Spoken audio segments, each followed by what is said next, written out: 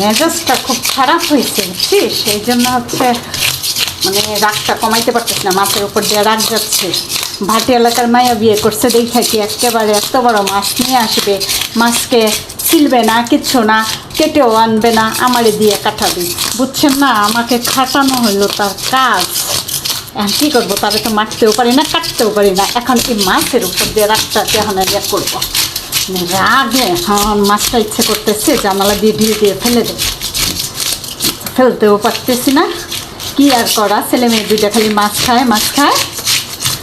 এখন মাছের উপর দিয়ে রাখতে ফেলে, এত বড় মাছ কম তো দেখি, এইটুক বটি দিয়ে কি কাটা যায় দেখেন তো, এইটুক বটি দিয়ে এই এত বড় মাছটা কাটা যায়, রাখটা ধরে।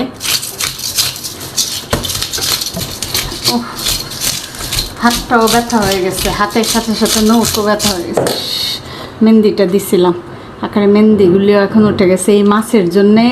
এই হাতটাকে সাবান দিয়ে ধুইতে দিতে একেবারে আমার মেহেন্দিগুলিও যাবে না। এত কষ্ট করে টাকা দিয়ে কিনে না মেহেন্দি লাগাই, যদি একটা সপ্তাহ না থাকে তাহলে হয়?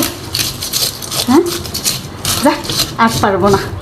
এখন এটারে কেটে আজকে দেখিস লবণ না দিয়ে এটারে বাইজা খাওয়া বোস ঠেলা কারে কয়।